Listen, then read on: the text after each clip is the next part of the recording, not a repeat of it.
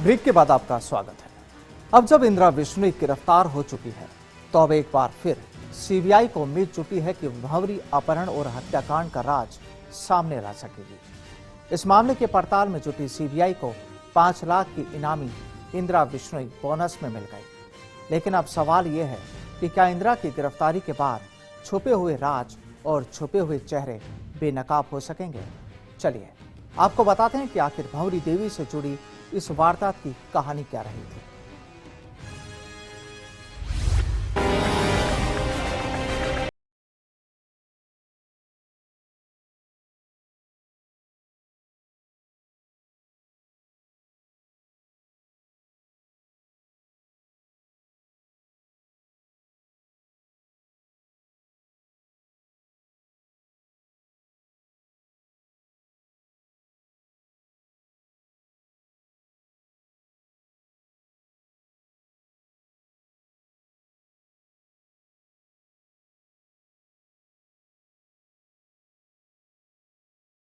गांव वालों की शिकायत के बाद भंवरी देवी को तो सस्पेंड कर दिया गया था और उसकी नौकरी जा चुकी थी। लेकिन उसकी खूबसूरती के चर्चे जोधपुर से जयपुर तक होने लगे थे। आखिरकार वो नौकरी बचाने के लिए इलाके के विधायक मलखान सिंह के पास गई। मलखान सिंह उसे जल संसाधन मंत्री रहे महिपाल मदेरणा के पास ले गए। फिर दोनों ने कलेक्टर से भंवरी देवी की सिफारिश की। सिफारिश रंग लाई और भंवरी देवी का निलंबन ना सिर्फ रद्द हुआ बल्कि उसे नई पोस्टिंग अपने घर के और नजदीक जालीवाड़ा के सरकारी अस्पताल में मिल गई।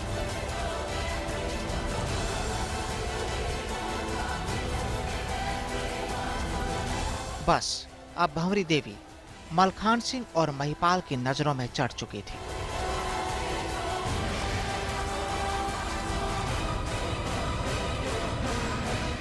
वक्त के साथ साथ वो इन दोनों के करीबी हो गई। दोनों नेताओं से मिलने के बाद भंवरी को सत्ता की ताकत का एहसास हो चुका था। मलखान और मदेरणा की वजह से उनकी मुलाकात धीरे धीरे बाकी नेताओं से भी हो गई और फिर देखते ही देखते 7-8 हजार की मामूली तनख्वाह पाने वाली भंवरी देवी की जिंदगी पूरी तरह बदल गई।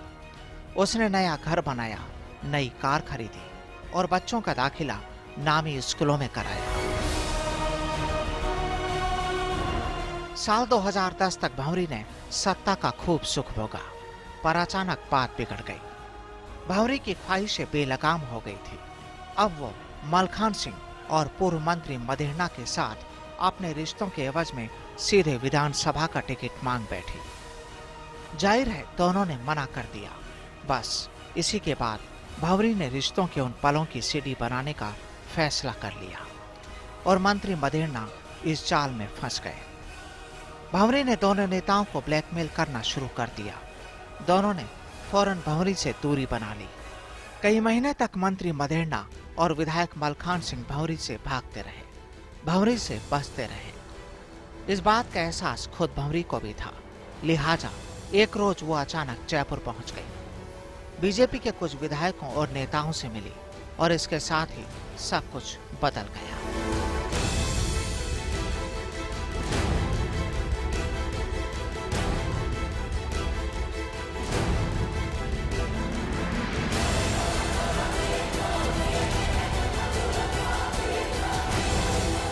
सूत्र बताते हैं कि भंवरी देवी जब मलखान और मदेरणा से संपर्क करने में नाकाम रही तो वो एक दिन सीधे जयपुर में मंत्री मदेरणा के सरकारी बंगले पर पहुंच गई। वहां मदेरणा ने उसे धमकाकर भगा दिया। इस घटना के बाद भंवरी परेशान हो गई और फिर परेशान होकर भंवरी ने मदेरणा पर दबाव बनाने के लिए जयपुर में ही कुछ नेताओं से मुलाकात की और उन्हें पहली बार उस सीढ़ी के बारे में बताया। सीढ़ी की खबर जयपुर के राजनीतिक गलियारों से होते हुए मीडिया तक जा पहुंची और अचानक मंत्री महिपाल, विधायक मलखान सिंह और भंवरी देवी के बीच तमाम गिले शिकवे दूर हो गए। तीनों में अब समझौता हो चुका था। इसके बाद फिर से तीनों के बीच बातचीत भी शुरू हो गई थी। लेकिन फिर 1 सितंबर 2011 को भंवरी लापता हो गई।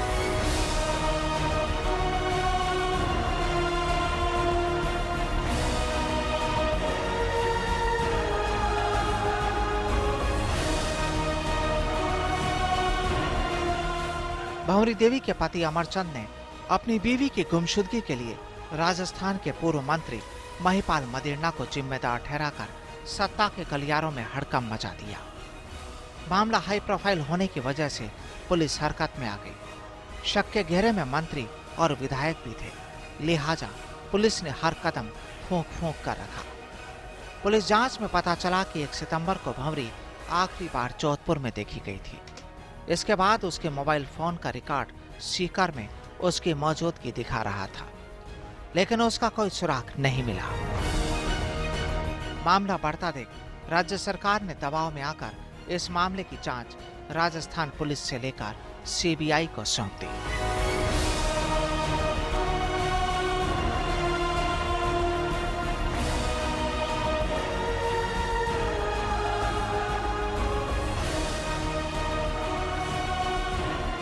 बताया जाता है कि इंदिरा बिश्नोई यहाँ भंवरी और दूसरों के बीच संपर्क सूत्र का काम कर रही थी। इन लोगों ने अपहरण की कुछ झूठी वारदातों के जरिए भंवरी को डराने की कोशिश की थी, क्योंकि इस अपहरण और हत्या की इस स्क्रिप्ट में कई किरदारों ने अपने रोल निभाए हैं और उनमें एक रही थी इंदिरा बिश्नोई।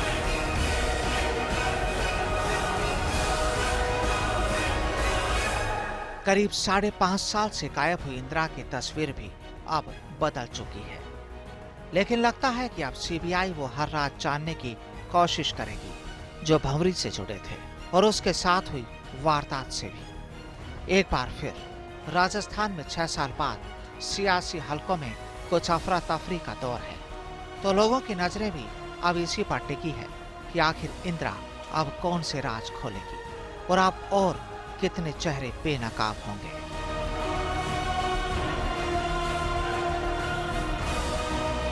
फर्स्ट इंडिया के लिए क्राइम डेस्क ब्यूरो रिपोर्ट।